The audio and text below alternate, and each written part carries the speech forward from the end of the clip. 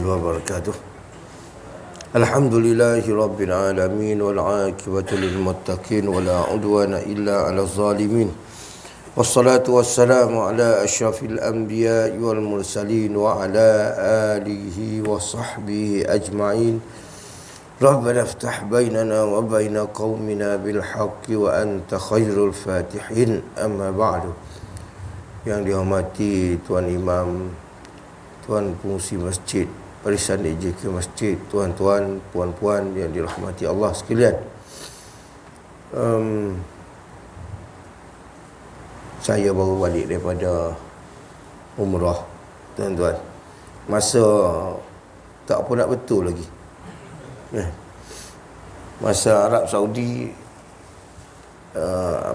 sekarang baru pukul 2:30 pagi. Jadi dia duk ambil masa sana lagi. Kemudian ada batuk-batuk sikit, minta maaf lah. Okey tuan-tuan, pagi ni kita tengok pada ayat 62 surah An-Nur.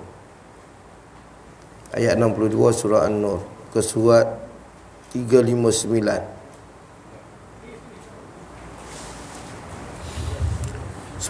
Sebagaimana biasa, saya akan baca ayat ni dan tuan-tuan ikut kuat-kuat dah.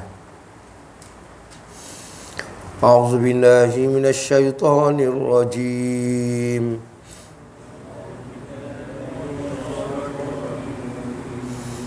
Innamal mu'minuna alladzina aminu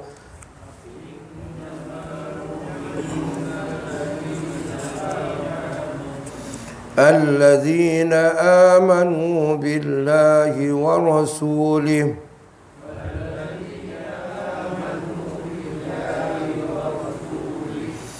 وإذا كانوا معه على أمر جامع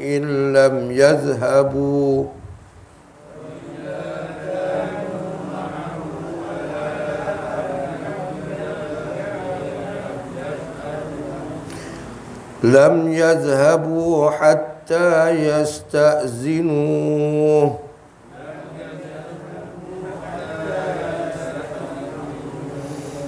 إن الذين يستأذنونك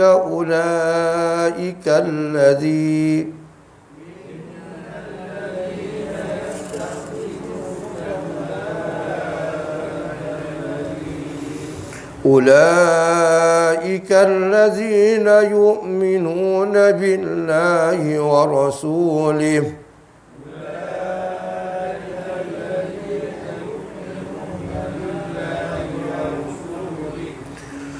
فإذا استأذنوك لبعض شأنهم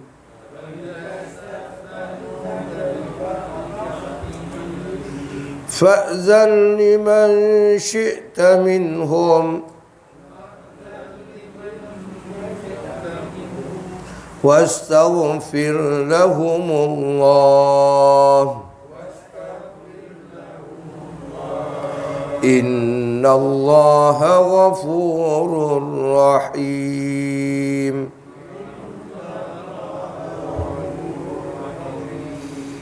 Sadaqallahul azim. Tuan-tuan dan puan yang dirahmati Allah sekalian, pada ayat 26 pada ayat 62 Allah Ta'ala berfirman yang berbunyi, Innamal mu'minuna alladzina amanu billahi wa rasulih wa idza kanu ma'ahu ala amrin jami' lam yadhhabu hatta yasta'zinuh. Yang bermaksud innamal mu'minun, hanya orang-orang yang beriman adalah alladzina amanu, mereka yang beriman kepada Allah. Alladzina amanu, mereka yang beriman kepada Allah. Amanu billah wa rasulihi, kepada nabinya, rasulnya. Wa idza kanu ma'ahu, dan apabila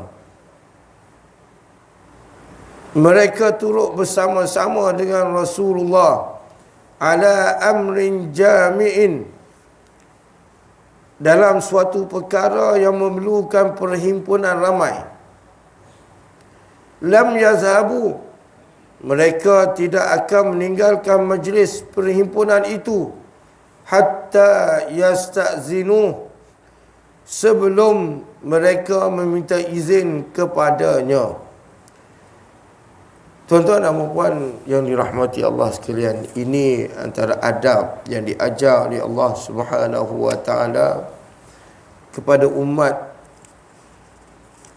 Islam, umat orang yang beriman daripada zaman Rasulullah sampailah ke akhir zaman, yang mana Allah sebut dalam ayat ini innamal mu'minun, hanya dikira orang itu beriman, hanya beriman. Tuan-tuan, innamal mu'minun, hanya dikira sebagai orang beriman. Dalam masjid ni ada ayat innama ya'muru masajidallah. Ada ayat tu kan. Biasa dalam setengah masjid dia akan tulis ayat innama ya'muru masajidallah, hanya orang yang mengimarahkan rumah-rumah Allah, kan, ialah orang yang beriman kepada Allah dan Rasulnya. Sama dengan ayat ni, hanya orang-orang yang beriman. Ini sifat-sifat orang beriman, tuan-tuan. Dia mengimarahkan rumah Allah. Yang kedua, sifat orang beriman ni, apabila dia diajak oleh Rasulullah sallallahu alaihi wasallam untuk berhimpun kerana ada urusan penting.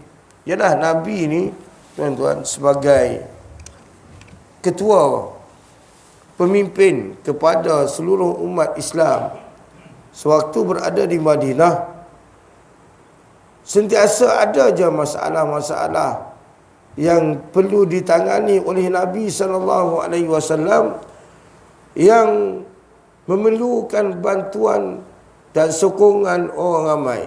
Seumpamanya masalah berlakunya peperangan Khandaq, peperangan Uhud, peperangan Badar.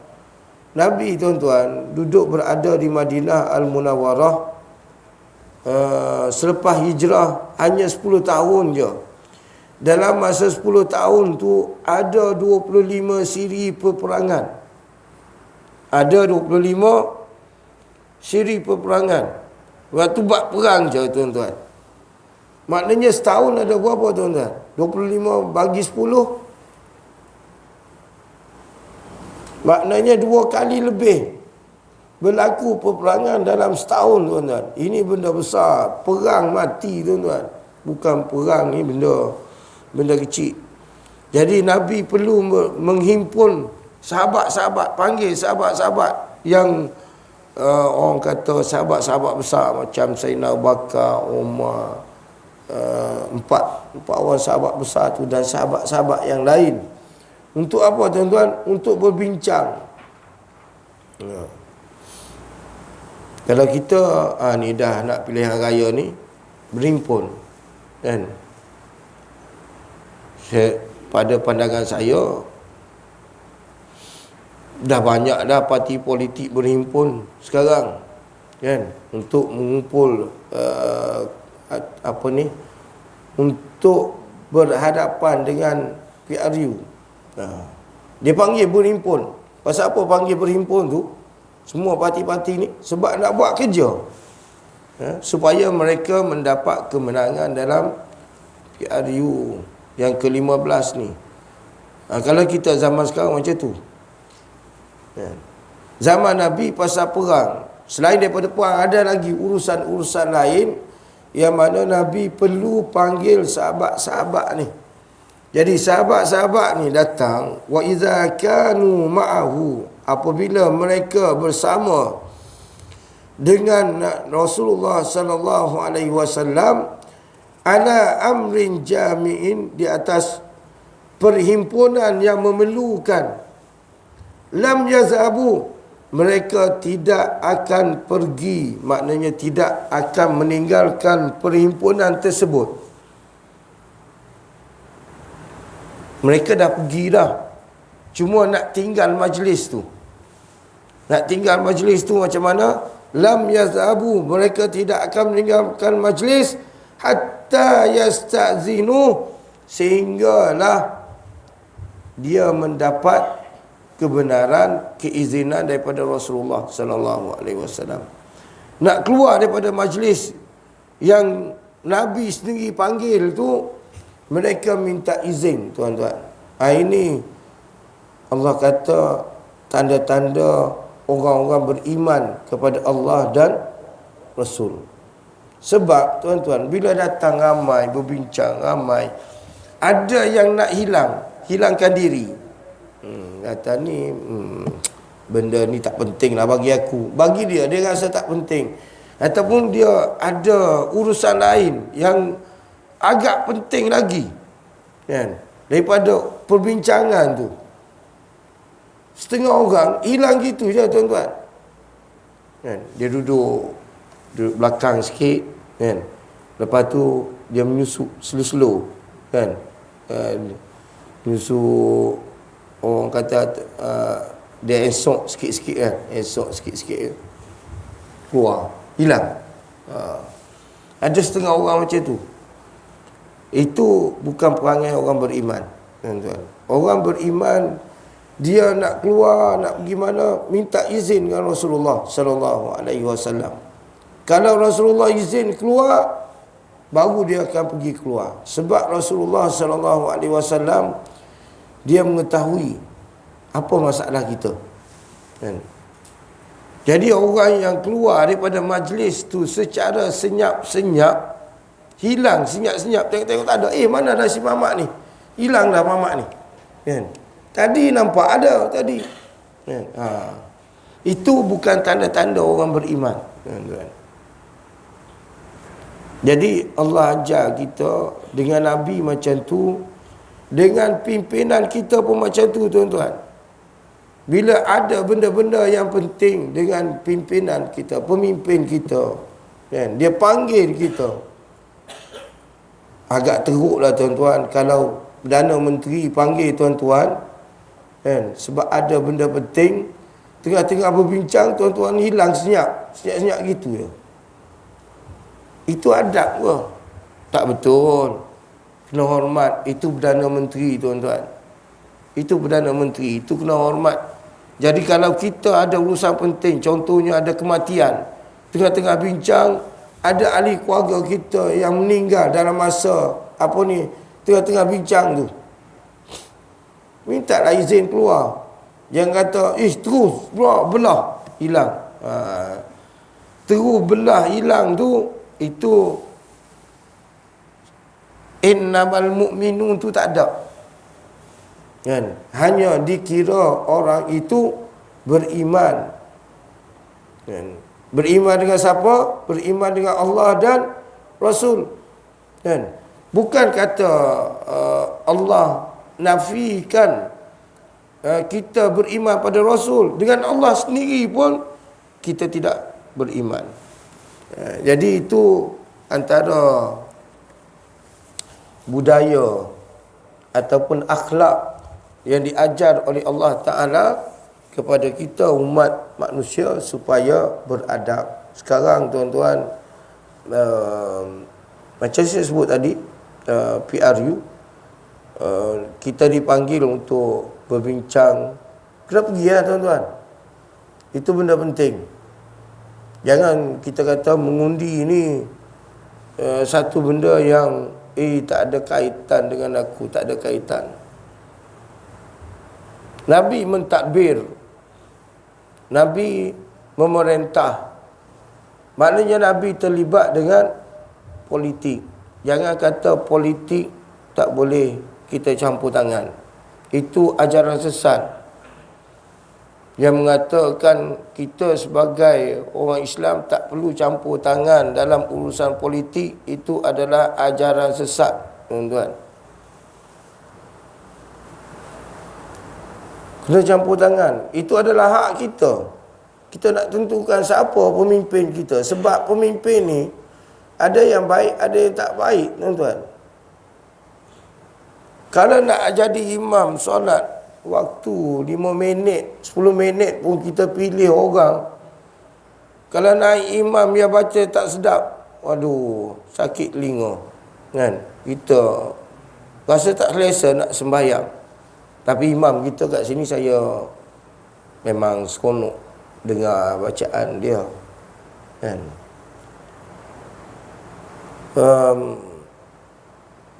Kita nak buat apa? Kita pilih, kan? Nak makan tuan-tuan tak pilih lah. Mesti tuan-tuan pilih, kan? Makanan apa nak makan? Sebab apa pilih tu? Kan? Tak main tibai, ikut makan datang je apa benda, aku makan semua sekali. Kan? Tak ada tuan-tuan. Nipu je orang cakap macam tu. Kan? Nak makan pun kita pilih hak ni rasa ikut selera kita ke tak ikut selera kita. Kan? Jadi pemimpin ni mesti dipilih. Cuma zaman Rasulullah sallallahu alaihi wasallam semua umat Islam pilih Rasulullah lah sebagai pemimpin. Nak pilih siapa lagi? Siapa lagi yang lebih layak untuk memimpin berbanding dengan Nabi sallallahu alaihi wasallam? Tak ada orang yang lebih layak, tuan-tuan. Sebab Nabi ni danlah dia cerdik, dia dipandu pula dengan wahyu. Tuan-tuan, kalau contohlah saya bagi, kalau dalam majlis sekarang Nabi ada, Nabi yang memimpin, tiba-tiba tuan-tuan keluar, Nabi tahu apa sebab tuan-tuan keluar. Walaupun tuan-tuan tak bagi tahu pada Nabi apa sebab, itu Nabi. Kalau saya, tuan-tuan keluar, saya mana tahu kalau tuan-tuan tak bagi tahu saya apa sebab. Kan? Saya tak tahu. Tapi Nabi tahu, tuan-tuan. Walaupun tuan tak cakap. Yang tu bila minta izin ni, bila minta izin, Allah kata apa? Innal ladzina yasta'zinunaka. Sesungguhnya mereka. Innal ladzina yasta'zinunaka. Sesungguhnya mereka yang meminta izin kepada engkau. Apa tu? Ulaikal ladzi. Mereka itulah orang yang yu'minuna billahi wa rasulih. Orang yang benar-benar beriman kepada Allah dan Rasulnya. Bila minta izin, apa tanggungjawab Rasulullah? Fa iza sta'zanuka, Allah ajar Rasulullah, apabila sahabat-sahabat engkau minta izin li ba'di sya'nihim, kerana sesetengah urusan mereka, ada apa ni dia terjemah apa tu,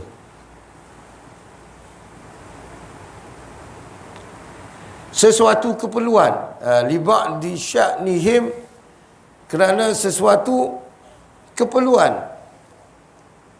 Fa'zin, fa'zin tu arahan Allah Ta'ala, maka izinkanlah wahai Muhammad.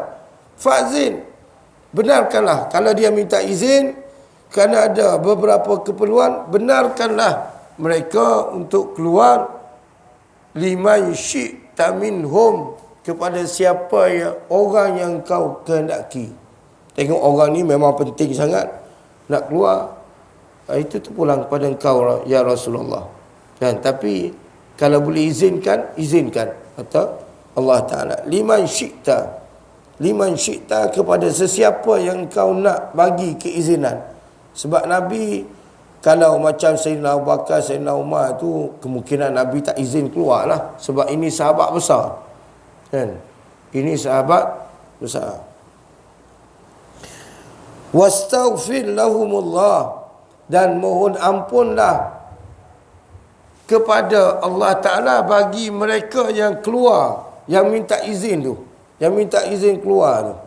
Allah suruh Nabi minta ampun. Tengok orang beriman, tuan-tuan, nak keluar minta izin. Bila dah diberi keizinan dia keluar, Allah perintah lagi pada Nabi supaya minta ampun bagi pihak dia. Subhanallah, cantiknya. Kan? ajaran Allah Subhanahu wa taala. Tuan-tuan tak jumpa dalam agama lain macam ni, tuan-tuan. Confirm tak ada. Kan? Adab yang cantik. Gitulah kita dengan ibu bapa pun kat rumah, kan. Kalau kita nak keluar, minta izin lah dengan mak ayah kita. Kan? Minta izin. Kalau tengah bercakap elok-elok tu, jangan terus hilang gitu je. Kan? Minta izin dengan mak ayah kita tu nak keluar, nak balik ke rumah kita. Kita dah balik dah ke rumah mak, kan? Nak balik ke rumah kita tu, minta izin lah. Jangan mak tengok hilang, tak ada. Mana dah si mamak ni, kan? Dah balik rumah dia dah. Kan? Itu adab.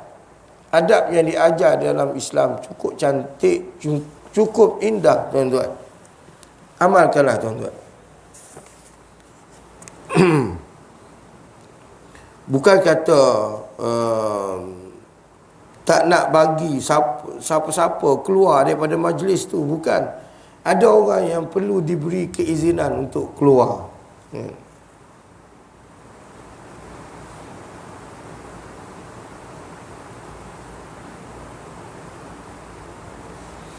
Jadi kalau tuan-tuan jadi pemimpin, ada orang bawahan tuan-tuan nak minta izin keluar, tengok apa sebab dia nak minta izin keluar tu. Apa sebab dia? Kalau sebab yang sesuai, tuan-tuan izinkanlah. Kalau sebab yang tidak berapa sesuai, terpulang pada tuan-tuan lah, kan? Sebab mungkin mesyuarat, perbincangan yang sedang tuan-tuan adakan adalah satu perbincangan yang penting. Jadi kalau hanya nak pergi ambil anak sekolah, mungkin boleh tunggu kejap kot. Sebab ini perbincangan yang penting. Ataupun minta tolong kalau ada suami isteri, yang mesyuarat sekarang suami, minta isteri lah yang pergi ambil ganti, kan? Itu kalau ada benda-benda yang penting, perlu perbincangan, perlu dengan hikmah, perlu dengan hikmah, tuan-tuan.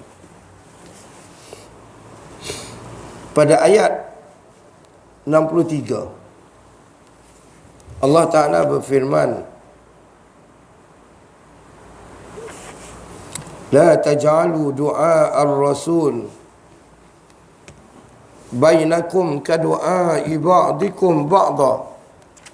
Qad ya'lamu Allahu allazina yatasallaluna minkum liwaza. Falyahzaril ladzina yukhalifuna an amrihi an tusibahum fitnatun aw yusibahum azabun alim. Apa maksud dia? La taj'alu du'a ar-rasul, jangan kamu jadikan panggilan atau seruan Rasulullah di antara kamu seperti seruan atau panggilan sesama kamu. Qad ya'lamullah, sesungguhnya Allah mengetahui orang-orang di antara kamu yang menarik diri keluar daripada majlis Nabi secara berselindung dan bersembunyi.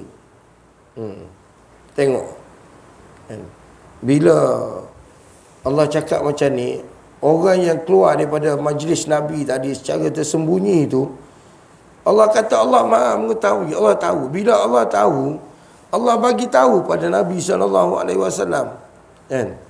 Tak kecil hati Nabi. Tengok, dia ni keluar, kan? Tak bagi tahu. Yatasallaluna, bahasa yang paling tepat adalah menyusup. Liwaza, dia keluar. Menyusup keluar, maknanya keluar tanpa kebenaran, tanpa minta izin. Tuan-tuan, la taj'alu du'a ar-rasul, jangan kamu jadikan du'a ar-rasul, seruan Nabi, panggilan Nabi. Doa ni selain daripada berdoa, erti dia adalah seruan, panggilan, jemputan, kan? Doa ni dia jamak daripada perkataan da'a ni dal ain ya. Dal ain ya yang tak ada titik, bukan ya ada titik, kan? Dal ain ya itu da'a. Da'a ni maknanya panggilan, jemputan. Jamak dia, plural dia adalah doa. Jamak dia adalah doa, mana panggilan. Dan banyak panggilan. Ada disebut panggilan doa sebagai plural dia, ada juga disebut dengan dakwah. Dakwah pun dal ain waw ta, dakwah. Itu juga plural kepada da'a dengan makna panggilan. Panggilan ataupun jemputan. Kalau musim cuti sekolah, banyak jemputan kenduri kahwin. Itu dia panggil doa. Doa baca ni itu doa juga, kan tuan-tuan? Penggunaan perkataan, tengok penggunaan perkataan dalam bahasa Arab. La taj'alu du'a ar-rasul, jangan kamu jadikan panggilan, seruan Nabi itu, jemputan Nabi itu, kadu'ai ba'dikum ba'da, seperti panggilan kawan-kawan kamu. Tengok, ni jemputan daripada Sianu bin Sianu. Tak payah hadir, kan? Tak payah hadir. Sebab kita rasa aku dengan dia ni tak berapa rapat sangat, kan? Kurang rapat sangat. Jadi jemputan dia tak perlu hadir. Sesama kita boleh buat macam tu, tuan-tuan. Sesama kita mungkin boleh buat macam tu, tapi dengan Nabi tak boleh. La taj'alu, jangan kamu jadikan jemputan Nabi itu sebagaimana jemputan kawan-kawan sesama kamu. Tak boleh, tuan-tuan. Bila jemputan daripada Nabi, wajib pergi, tuan-tuan. Tak ada sunat-sunat lah, kan? Tak ada sunat-sunat lah. Wajib pergi, tuan-tuan. Ni kenduri tahlil rumah ni, tak payah pergi lah, kan? Ada setengah orang macam tu, tak nak pergi, tak nak apa, tak nak bergaul, kan? Itu mungkin dibenarkan dalam beberapa keadaan, tapi seeloknya, sebab Nabi kata dalam hadis Nabi, 6 hak Muslim ke atas Muslim yang lain, kan? Antaranya ialah menyahut jemputan, menyahut seruan ni, kan? Jemputan ni sekarang tak kira lah jemputan apa, kan? Kenduri kahwin ke, kenduri kahwin tu kira yang besar lah. Kalau yang kecil sikit mungkin kenduri tahlil, jemput pergi tahlil. Ataupun jiran kita jemput, dia ada buat kenduri kecil-kecilan je, kan? Dijemput 4-5 orang je, dia jemput kita, pergi lah, tuan-tuan, kan? Itu tanggungjawab. Nabi kata tanggungjawab orang Islam terhadap saudaranya sesama Islam. Apabila dijemput hadir, tuan-tuan. Kecuali kita ada halangan, kita ada masalah, kita tak free, kita busy sangat, sibuk sangat, itu lain. Tapi kena minta, orang kata minta maaf lah dengan yang menjemput tu, kan? Ni surah ni surah An-Nur, tuan-tuan. Surah An-Nur, surah yang dinamakan dengan cahaya. Apabila kita mengamalkan adab-adab yang diajar oleh Allah Ta'ala dalam ayat ini, pagi ni dalam bab jemputan, terutama jemputan Rasulullah sallallahu alaihi wasallam, maka wajib kita menerima jemputan ni. Allahu akbar. Cerita pasal mati, tuan-tuan. Jemputan mati. Kan? Sayyidina Uthman,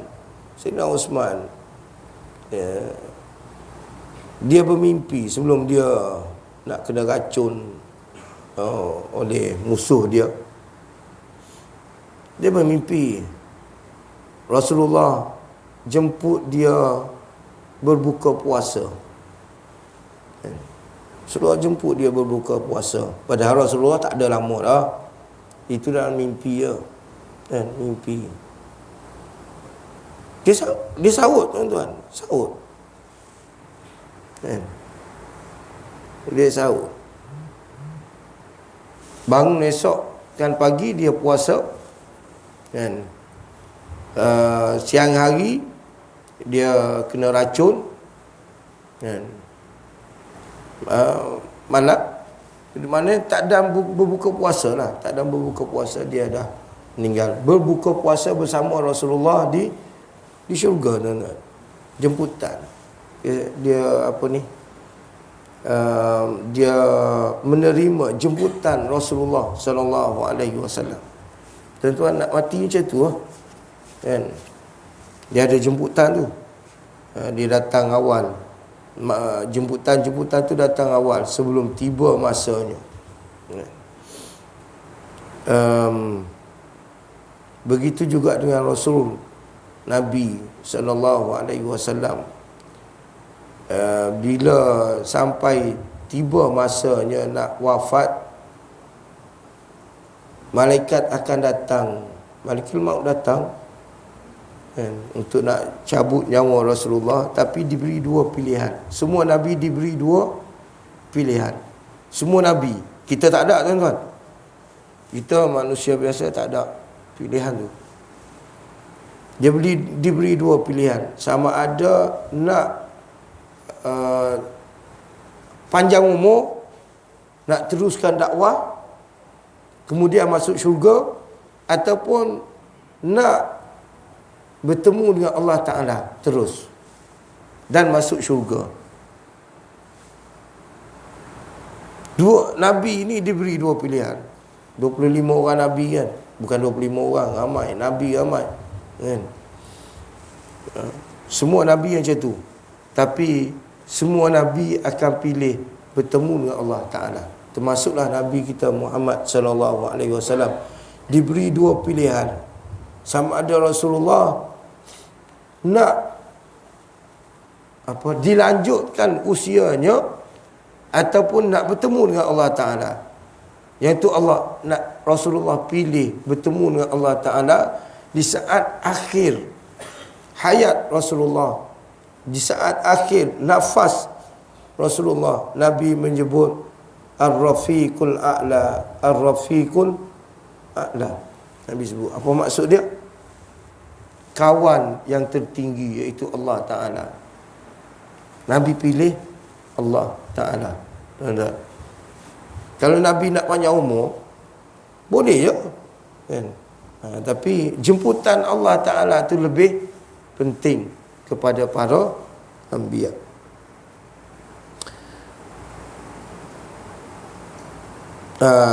Ini ancaman, tuan-tuan, ancaman. Allah kata apa? Falyahzaril ladzina yukhalifuna an amrihi. Apa tu maksud dia tu?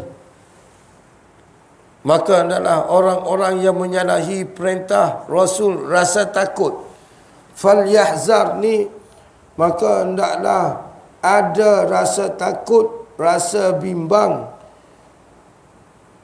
Alladzina yukhalifu, mereka yang menyanggah perintah Nabi, perintah Rasul.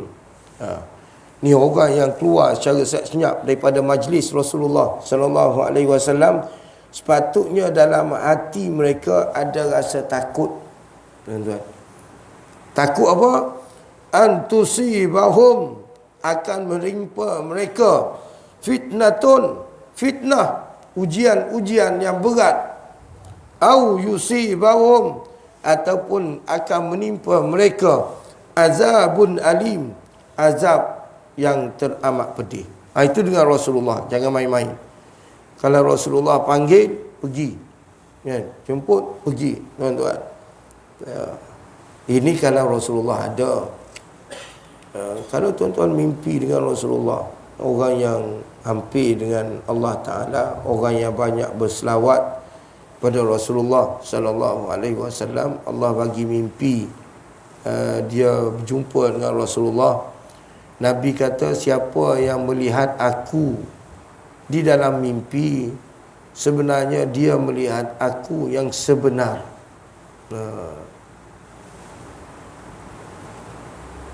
Semasa dia jaga. Maknanya kita melihat Rasulullah di alam mimpi adalah sama dengan kita melihat Rasulullah di alam jaga. Apa yang Nabi cakap dekat kita dalam alam mimpi, itu adalah benar, tuan-tuan. Tak ada tipu, tak ada apa. Tapi tuan-tuan kena ingat, nak mimpi dengan Rasulullah, tuan-tuan kena kenal Rasulullah. Mata Rasulullah macam mana, hidung Rasulullah macam mana, pipi Rasulullah macam mana, badan Rasulullah macam mana, putih Rasulullah macam mana, itu semua kenal. Bentuk wajah Rasulullah, bulat ke, bujur ke, empat segi ke, kan? Itu kena kenal.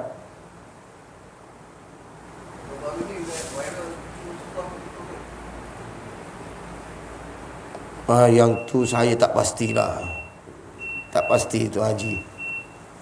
Yang viral cucu Rasulullah. Cucu Rasulullah ada sampai sekarang ramai cucu Rasulullah, dan orang kata bertebaran banyak. Ada di Mesir, ada ramai, bukan setakat ada, ramai, kan?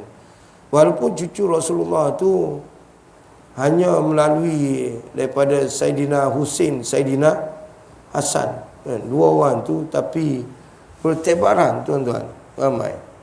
Ada di Yaman, ada di Arab Saudi, ada di belah Syria, dan dia orang ada. Jadi kita tak pasti adakah yang datang baru ni tu, yang datang ke Malaysia baru ni tu, adakah benar-benar cucu Rasulullah. Mungkin kot. Tapi yang saya tengoklah dekat Mesir, siapa yang dakwa dia adalah cucu Rasulullah, dia kena tunjuk silsilah dia, silsilah keturunan. Dan saya tengok contoh dia di Kahirah, ada seorang ulama mazhab Syazili, tarikat Syazili, Syekh Dr. Zaki Ibrahim rahimahullah, meninggal. Lama dah meninggal. Tapi sempat masa saya berada di Mesir itu, dia kata dia adalah cucu Rasulullah. Di masjid dia, di surau dia, masjid dia terpampang sasilah dia tu terpampang kat situ. Dia sampailah kepada Rasulullah sallallahu alaihi wasallam. Tak ada orang boleh bertikai dah. Dia ada sasilah dia. Yang ni pun kalau dia tunjuk sasilah dia, tak ada apa, kan? Tapi nak dakwa cucu Rasulullah ni bukan senang, tuan-tuan. Bukan senang. Kalau dia tak betul, teruk dia kena, kan? Teruk dia kena. Tapi setakat ni tak ada kecoh sangat, kan? Tak ada kecoh sangat atas dakwaan tu. Kita kalau dia benar cucu Rasulullah, bolehlah. Kita bukan bolehlah, kalau boleh kita hormat dia, kita jelah sebagaimana Rasulullah sallallahu alaihi wasallam lah. Kita memuliakan dia, kan? Kita muliakan sebab dalam selawat kita, apa kita sebut, Allahumma salli ala sayyidina Muhammadin wa ala alihi wa ala alihi. Ya Allah, salam sejahtera ke atas Nabi Muhammad sallallahu alaihi wasallam dan kepada alihi. Alihi adalah keluarganya, keluarga Rasulullah, cucu-cucu dia, cicit-cicit Rasulullah termasuk dalam keluarga Rasulullah. Ya. Tapi yang saya tengok gambar-gambar yang di send dalam internet tu, cucu Rasulullah ni semua lawa-lawa tu. Semua putih, melepak, cantik. Cucu-cucu Nabi ni. Allahu a'lam. Tu kena selanjutnya kena minta silsilah keturunan dia lah untuk kepastian. Tuan-tuan, dah rasa dah bunyi loceng dah kan?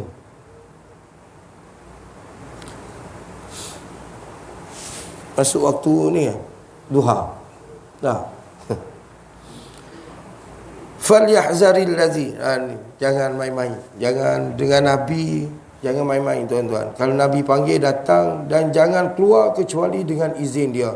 Kalau kita keluar tanpa izin Rasulullah, ni ancaman antusibahum, akan ditimpa fitnah, ujian ni kalau kena tuan-tuan, penat kan, difitnah bagai-bagai macam.